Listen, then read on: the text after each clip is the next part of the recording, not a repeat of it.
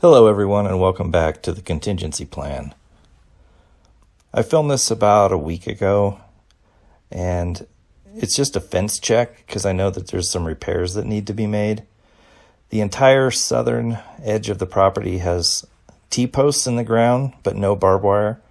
So I know that entire southern section needs to be fenced. So I didn't even bother with that. I'm going to go check the northern fence because that's where the damage is that needs to be repaired. So we're heading east towards the fence line, and you'll see here that the property is mostly pinon and juniper. I think we're going to be planting some sequoia, ponderosa pine, tree of heaven, several varieties of cactus, and I don't know what else. So here we are at the eastern fence line. We're going to head to the northeast corner.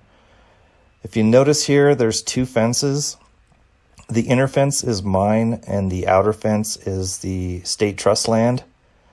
And the reason they put that gap in there like that is so that when the state employees are working the land, they can ride their horses between the two fence lines, and then they have an entrance and an exit at both ends. So I think the requirement is something like 6 feet. They have to be separated. So this is part of the good fence line. The east and west are fine. But when we get up here to the northeast corner and walk the northern fence line, you're going to see the damage. So here we come.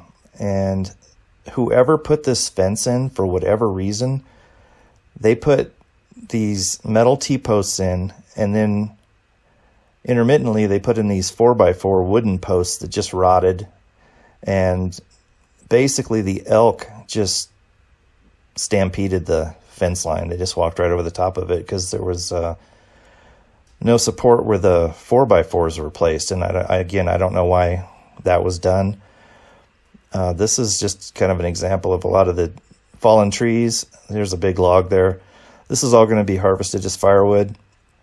So maybe I'll do a section where I chainsaw up some logs for firewood. So we're going to continue heading west along the northern fence line, and you'll see it's just laying right on the ground there with random 4x4 posts just laying there where the elk just stomped right over the top of them. The only tricky part is going to be weaving the barbed wire through all these juniper, but I'm hoping I can use the existing wire that's already there and just lift it and tighten it. And then I won't have to use any of my extra barbed wire, and that I won't have to fight with the juniper too much.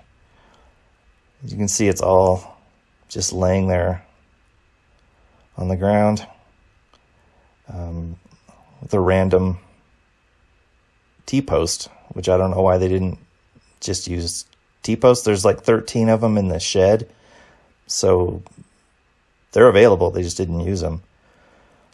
So shortly here we'll be coming up on the northwest corner of the property. And again, this is the very final part of the fence that needs replaced. I would say probably 2/3 of the northern fence line, and then the entire southern fence line, like I said, has no barbed wire. It's just got the posts in the ground. But the posts are kind of staggered and they look kind of wonky. So I might dig a lot of those posts on the southern side out and reseat them in a straighter line to make it easier to run the barbed wire. And I'll see what I can do as far as filming the fence repairs. So we're coming up here on the northwest corner of the property. And I think these 4x4s, I'm just going to chop them up and use them for firewood. So there's kind of this natural doorway that they left open here in the corner, and I'm hoping that once I repair the fence that the elk will funnel through here. I don't know. That might be wishful thinking, but we'll see how that pans out. So this is the western fence line, and it's fine. It's in great condition. So I just walked down here about maybe 1/3 of the way down the property and then cut east. But I'm glad I walked this area because I find some stuff. I don't know what dug those holes. I probably don't want to know. But coming up here, you'll see I find a couple things that are going to be useful. Here's the first one. So these are supports. They're vertical supports for the barbed wire. And you'll see here an example of them if you haven't noticed them already. I point one out, and you kind of get an idea. There's one there on the right, but I point one out right here. So they just hold the strands of barbed wire together to keep to give them more support between the posts. And then right up here, shortly, I find some more stuff, which is really handy. It's another wire. Here I found it's 3 or 4 spools of barbed wire. I'm not sure. Somebody was working the fence, set them under this tree. So that'll come in really handy. And now here, the fence goes all the way down there to the front of the property, and it's fine. So I head east again, and these birds, a flock of birds came over, and they were real chatty. I'm going to let the audio play so you can hear them. I don't know what kind they are.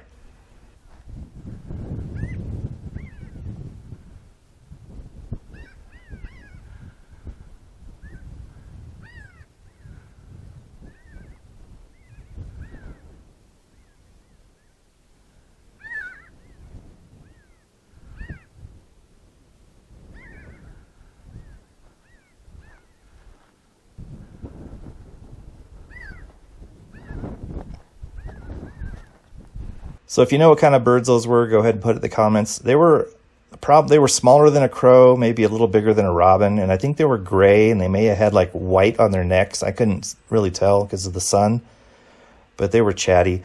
This is my driveway. There's about 5 areas on the driveway where there's ruts, I guess from water or something, and those are going to need to be replaced or filled in. And then this is video I shot. The previous video was all GoPro. This is shot with my phone. Much better video. Doesn't make it look like I live on a tiny ball. This is more realistic as far as what it looks like. It's a really nice area. I'm truly blessed that I have this area to work with. And then this is the fire pit that I made. It's kind of an impromptu one. I just threw some rocks down because it was getting dark and I wanted to make a fire. And came back, and there's all kinds of coyote tracks passing right in front of the fire pit. So I've purchased 2 game trail cameras that are set up in the back of the property, and I just set those up today. So we'll see what we capture with the game trail cameras. I'm expecting there to be some stuff on there because there's a lot of tracks on this land. And this is just an example of what the road, my driveway, really did to the tires. I just found it interesting. It just put this layer of mud all the way around. And as soon as you get on the gravel road out, it all falls off. But it was just, I noticed that it looked pretty cool. Some more tracks. What was I going to say? The game trail cameras. I'm going to probably have to move them around a few times to get them to where I know where the tracks seem to be pretty random. I don't see any game trails per se. It just seems like they just wander aimlessly. But the previous owner said that there was elk that came through every day at about 5 p.m. and then a herd of pronghorn that come through at 6. And he says it's pretty much like clockwork. So I'll be keeping an eye out for the herds of elk. And that's about it. Thank you for watching. Take care. God bless.